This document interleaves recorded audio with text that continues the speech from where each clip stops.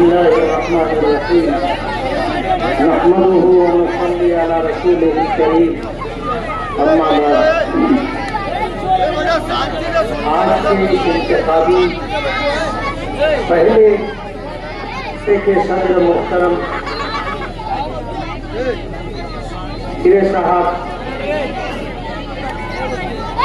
हमारे सरपरस्त अलहाज यूनुस ईसा साहब, मजलिसे इत्तेहादुल मुस्लिमीन शिमाली महाराष्ट्र के सदर डॉक्टर खालिद परवेज साहब, नासिक जिले के सदर अलहाज अब्दुल मालिक यूनुस ईसा साहब, स्टेज पर बैठे हुए तमाम कारपोरेटर, पार्लियामेंट्री बोर्ड के लोग, उलमाए किराम और सामने और स्टेज के दाएं बाएं और पीछे आज इस जलसे में शिरकत के लिए जितने लोग आए हैं, इसी तरह घरों में बैठी मेरी गैरतमंद और पर्दा नशीन माए और बहनें, ये हमारा पहला जलसा है और इस पहले जलसे के जरिए हम पूरे शहर में जो पैगाम देना चाहते हैं, जो इस जमीन की सच्चाई है और इस शहर में रहने वाला हर समाजी जिम्मेदार इस बात को महसूस करता है कि ये अच्छाई और बुराई का मुकाबला है। आपको ये बात समझ लेनी चाहिए कि आप असेंबली में मालेगांव से जिस नुमाइंदे को चुन करके भेजते हैं, वो अपनी मजहबी और मिल्ली शनाख्त के साथ फिरका परस्तों के दरमियान रह करके मिल्लत के लिए, कौम के लिए और समाज के लिए अपनी आवाज बुलंद करता है।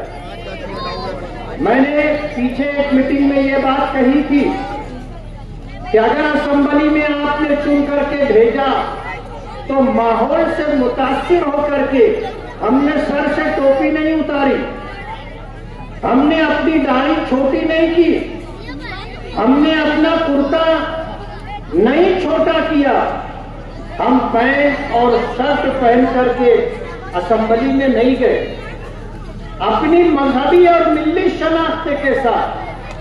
और आपको अगर मैं बताऊं तो आपको अच्छा लगेगा, आपको अच्छा लगेगा कि जब विधान भवन में और मंत्रालय में मैं अपने साथियों के साथ चलता हूं तो सब नजर उठा करके मुसलसल देखते रहते हैं तो ये कौन है। मैं अपने किसी मुस्लिम नुमाइंदे के मुताबिक कुछ नहीं कहना चाहता, लेकिन आपने 2019 में जिस शख्स का इंतखाब किया था उसने मालेगांव की मजहबी शनाख्त को बरकरार रखा। हमारा शहर मस्जिदों का शहर है, हमारा शहर मदरसों का शहर है और हमारा शहर मिल्ली मजहबी शनाख्त रखने वाला शहर है। मालेगांव को हिंदुस्तान ही नहीं पूरी दुनिया में जाना जाता है और उसकी वजह हमारी मदारिसे दीनिया है। मालेगांव वो शहर है जिसने पूरी दुनिया में लड़कियों को आलिमा बनाने के लिए सबसे पहले जो दरसगाह जामियतुस सालिहात के नाम से कायम की, उस दरसगाह से जो बच्चियां आलिमा और हाफिजा बन करके जब अपने घरों पर वापस गई तो उन्होंने खवातीन के लिए, बच्चियों के लिए मजहबी दीनी तालीम का बेड़ा उठाया, दरसगाहें कायम की। एक वक्त था जामियतुस सालिहात में दुनिया के तकरीबन 40 मुल्कों की लड़कियां पढ़ती थी। 7 बर्रे आज़म में आपके शहर जामिअतुस सालिहात की पढ़ी हुई बच्चियां मालेगांव का नाम रोशन कर रही। हमारा ये शहर मजहबी शनाख्त रखने वाला शहर है। दुख के साथ कहना पड़ता है कि माजी में जिनको हमने चुन करके दिया, आपने उनका कारोबार नहीं देखा, आपने उनकी हरकतों पर गौर नहीं किया। ये सरकारी जमीनों और नालों को पाट करके, प्लाट गिरा करके जमीन बेचते, ये लोगों की खासगी जगह पर कब्जा कर लेते हैं, कमजोरों की जमीनों को हड़प लेते हैं। पूरे शहर में नशे का जो कारोबार चल रहा है, उस कारोबार की सरपरस्ती करने वाले लोग हैं, उस कारोबार में पार्टनर बनने वाले लोग हैं। मैं आपको ये बात बता दूं कि ऐसे लोग भी इस शहर में हैं जिन्होंने हमसे राब्ता किया और उनके साथ जो जुल्म ज्यादती हुई उसको उन्होंने बताया कि हम अच्छा भला कारोबार कर रहे थे, जायज और हलाल कारोबार कर रहे थे। इन्होंने दाब दबाव बना करके हमारे कारोबार में पार्टनरशिप ली और उसके बाद जब कारोबार में मंदी आने लगी तो जायज और हलाल कारोबार से निकाल करके हमें गैर कानूनी कारोबार में डाल दिया गया। और मैं बहुत सफाई के साथ कहना चाहता हूं और सच्ची बात है इसलिए कह रहा हूं, मुझे डर नहीं है, खौफ नहीं है। एक जान है, लेगा तो कौन लेगा? अल्लाह लेगा।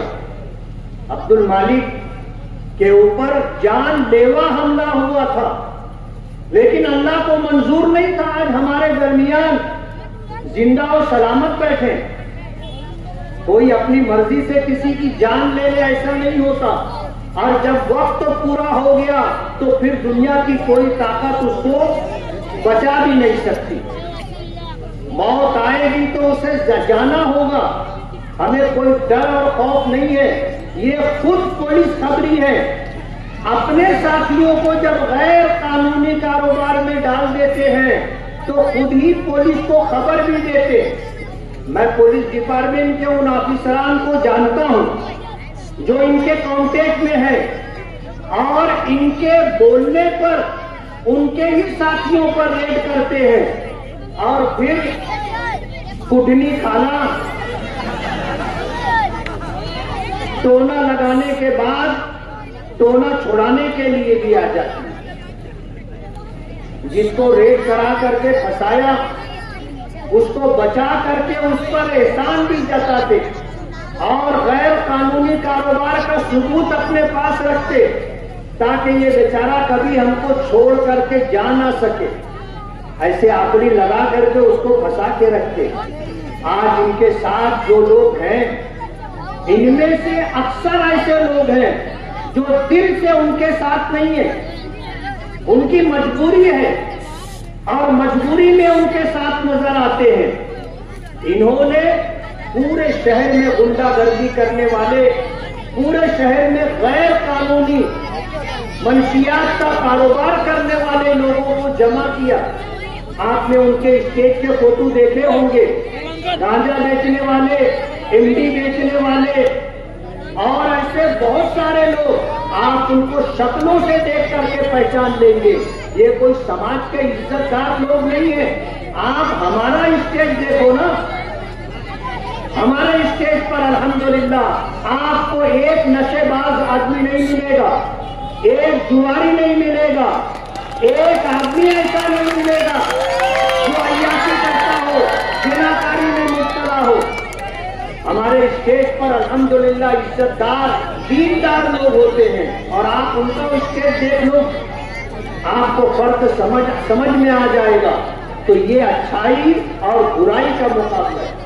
1% लोग भी ऐसे नहीं है जो समाज में बुराई की सरपरस्ती करते हो या खुद बुराई करते हो, लेकिन उनकी वजह से 99% मजहबी, दीनदार और समाज में इज्जत का मकाम रखने वालों को तकलीफ उठानी पड़ती है। आपने अगर इनको चुन करके दिया तो इस शहर के ऊपर गुंडागर्दी करने वालों का राज होगा, इस शहर पर नशे का कारोबार करने वालों का राज होगा। इस शहर पर लोगों की जमीनों पर कब्जा, नाजायज कब्जा करने वालों का राज होगा। और इस शहर में कमजोरों के साथ जुल्म ज्यादती करने वालों का राज होगा। आपकी नस्लें तबाह और बर्बाद हो जाएंगी। ये हमारे नौजवानों का मुस्तकबिल तबाह और बर्बाद करना चाहते, उन्हें नशे का आदी बनाते हैं। ऐसे सैकड़ों वाकयात इस शहर में आपको मिलेंगे कि इन्होंने जो हरकत की है, घर का घर तबाह और बर्बाद हो रहा है। तो हमारा ये इलेक्शन अच्छाई और बुराई का मुकाबला है। इन्होंने इस शहर के साथ, आपके साथ जो हरकत की है वो मैं आपको याद दिलाना चाहता हूँ।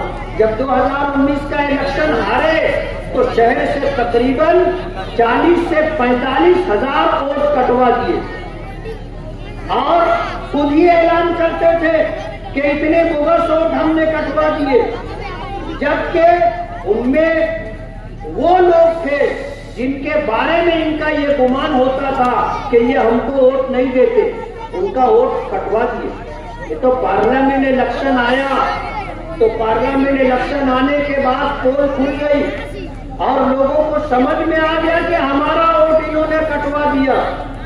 आज हम इस मुल्क में फिरका परस्तों को पीछे करना चाहते हैं, उनकी हुकूमत खत्म करना चाहते हैं और इन्होंने पार्लियामेंट इलेक्शन में हमें वोट देने से महरूम रखा। हमें बताने वालों ने बताया है कि तकरीबन इनकी तैयारी 30,000 बोगस वोट होती है। पिछला 2019 का इलेक्शन, उससे पहले 2014 का इलेक्शन, 2014 के इलेक्शन में ये तकरीबन 17,000 वोट से जीते थे। बाप बेटे जब जीतने के बाद बैठे तो मरहूम शेख रशीद साहब ने अपने फर्जंद शेख आसिफ से ये कहा था कि हम हार गए हैं, जीते नहीं है, हमने 22,000 बोगस वोट डाली है, तब जाकर तू 17,000 वोट से जीता है। अगर 22,000 बोगस वोट नहीं डाली जाती तो वो मौलाना फिर जीत जाता। अब उनकी तैयारी 30,000 बोगस वोट की है। मैं आपको ये बताना चाहता हूं कि अगर आपका बोगस वोट डाला गया तो आप वहां जाइए, आप हमारे लोगों को बताइए, आपको चैलेंजिंग वोट देना है। और वहां का अगर प्रिसाइडिंग ऑफिसर आपको मना करे तो उसको मना करने का हक नहीं, आपको ये हक दिया है कानून ने। होता यह है कि प्रिसाइडिंग ऑफिसर नहीं बोल देता है, हम लोग एक दूसरे का मुंह देख करके वापस आ जाते। आप वापस ना आए, आप एक चैलेंज बनकर उसके सामने खड़े हो जाए कि ये मेरा आधार कार्ड है और वोटर के अंदर मेरा नाम है, मैंने वोट नहीं दी है, किसी ने बोगस वोट डाली है, मैं वोट देना चाहता हूं और उसको वोट डलवाना पड़ेगा। आप वापस मत आना, आप वापस मत आना, आपका हक है। इलेक्शन कमीशन की तरफ से ये हक आपको दिया गया है। हम तो इसके सद्देबात के लिए कोशिश करेंगे, लेकिन अगर ऐसा कुछ हो गया तो आपको वापस नहीं आना है, आपको वोट देना है। इनके साथ जो लोग होते हैं वो लोग गैर कानूनी हथियार लेकर के साथ में चलते।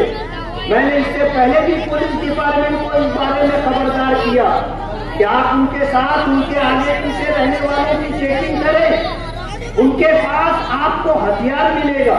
और आपको मैं ये पैगाम देना चाहता हूं कि अगर आपके साथ, हमारे साथ किसी तरह की कोई ज्यादती हुई और हम पर अटैक हुआ, आप पर अटैक हुआ और पब्लिक ने अटैक करने वालों को पकड़ करके अगर जवाबी कार्रवाई की तो उसकी जिम्मेदार डिपार्टमेंट होगी। हम बार बार ये बात कहना चाहते हैं कि पुलिस डिपार्टमेंट अपनी जिम्मेदारी पूरी करे। अगर इन लोग डिपार्टमेंट ने इस बात को नोट नहीं किया और इस तरह की कोई घटना घटी कि पब्लिक ने ऐसे लोगों को मारा और रवाना कर दिया तो पुलिस डिपार्टमेंट उसके जिम्मेदार होगी। आपको डरने की कोई जरूरत नहीं है। आज शहर में एक बहुत बड़ा तबका जुल्म के खिलाफ और गुंडागर्दी के खिलाफ उठ खड़ा हुआ है। हम डरने वाले लोग नहीं है। हालात मुश्किल जरूर हैं, हालात मुश्किल जरूर है। डॉक्टर खालिद परवेज साहब ने जो बात कही कि आप मुफ्ती इस्माइल का इलेक्शन नहीं लड़ रहे हैं, आप यूनुस ईसा खानवादे का इलेक्शन नहीं लड़ रहे हैं, आप इलेक्शन लड़ रहे हैं तो अपने शहर के लिए लड़ रहे हैं, शहर की तहजीब के लिए लड़ रहे हैं, अपने नौजवानों का मुस्तकबिल महफूज रहे उसके लिए लड़ रहे हैं।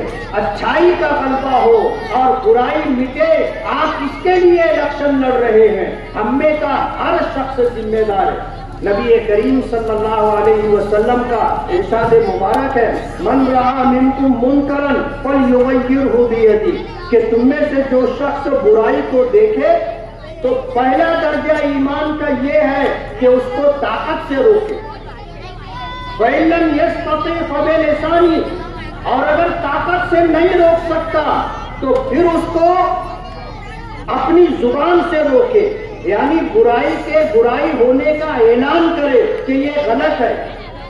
और अगर जुबान से भी आप नहीं बुराई को रोकना चाहते हैं लेकिन आप उसको दिल में बुरा समझ रहे हैं तो ये ईमान का सबसे कमजोर दर्जा है। और आज शहर ईमान के सबसे कमजोर दर्जे पर है कि दिल में तो उनको बुरा समझ रहा है लेकिन जुबान से बुरा नहीं कह रहा है, ताकत से बुराई को रोकने के लिए आगे नहीं आ रहा है। हमको ईमान का पहला दर्जा इख्तियार करना होगा। और ये जालिम लोग बहुत बुज़दिल होते, सुखी देते। मैंने हमेशा ये बात कही। हमारे स्टेज पर लुकमान अतीक कमाल का भतीजा ये बैठा है, थोड़ा हाथ दे। आप देख लो, कोई अब्दुल मालिक जैसा नहीं है, बदतावर और तनवर ऐसा नहीं है, हल्का फुल्का कद कम है, जिस्म अकेला है। लेकिन जब पवारवाड़ी पुलिस स्टेशन में खालिद हाजी ने धमकी दी कि इलेक्शन के बाद तेरा हाथ पांव तोड़ देंगे, तो इसने कहा अगर हिम्मत है तो यहीं चल, अभी तोड़ करके बता। एक जुमला कहना था, तुम दबा लिए, पीछे हट गए। उनके साथ जितने लोग थे वो सब उसका चेहरा देखने लग गए। आप अगर जुल्म बर्दाश्त करोगे तो आपके साथ जुल्म किया जाता रहेगा, और अगर जुल्म के खिलाफ आप खड़े हो गए तो आप यकीन मानो आपके सामने कोई ऐसा गुंडा दादागिरी करने वाला टिकेगा नहीं। इसलिए मैं आपसे ये गुजारिश करता हूं कि आप डरे ना, बिना खौफ व खतर के आप अपना हक इस्तेमाल करें वोट देने का। मजलिस इत्तेहादुल मुस्लिमीन के जिम्मेदारान का मैं शुक्रगुजार हूं कि उन्होंने 5 साल मुकम्मल होने पर मेरी कारकर्दगी से मुतमईन होकर के उन्होंने अल्हम्दुलिल्लाह आज खुद मेरे टिकट का ऐलान किया। और अल्हम्दुलिल्लाह अभी माजिद हाजी जो है मेरा एडी फॉर्म यानी टिकट लेकर के आ गए हैं, और इंशाअल्लाह हम 2-4 दिनों के अंदर अपना फॉर्म दाखिल करें। तो मेरी आपसे ये गुजारिश है, वक्त मेरे पास कम रहा, ये मेरे पास लिस्ट है जिसमें तकरीबन वार्ड नंबर 17 और इसके आसपास हमने तकरीबन 15 करोड़ 76 लाख रुपए का काम किया है, जिसमें से कुछ काम हो चुके हैं और ज्यादा काम होने बाकी है, जिसमें खास तौर पर नोमानी ब्रिज है और तकरीबन 4, 5, 6 मकामात पर हमारी माँ और बहनों के लिए संडास बनना, 20-20 सीट की संडास बनना बाकी है। हमने वादा किया था अपनी माँ और बहनों से कि हम आपके लिए संडास बनवा करके देंगे, और अल्हम्दुलिल्लाह रमजू मिंबर की कोशिश रही, साजिद मिंबर की कोशिश रही, कारपोरेशन से हमने तकरीबन 1.5 करोड़ रुपये का बजट डलवाया है और ये संडास अनकरीब इंशाअल्लाह बनेगी। मैं आप सभी हजरात का बहुत बहुत शुक्रगुजार हूँ कि आप इस जलसे में तशरीफ लाए, लेकिन हालात को समझ करके आपको इलेक्शन पूरी ताकत के साथ लड़ना है, और आपने अगर इसे अपना इलेक्शन समझ लिया तो फिर इंशाअल्लाह अल्लाह हमें कामयाबी और इज्जत अता करेगा। व आखिर दावाना अनिल हम्दुलिल्लाहि रब्बिल आलमीन।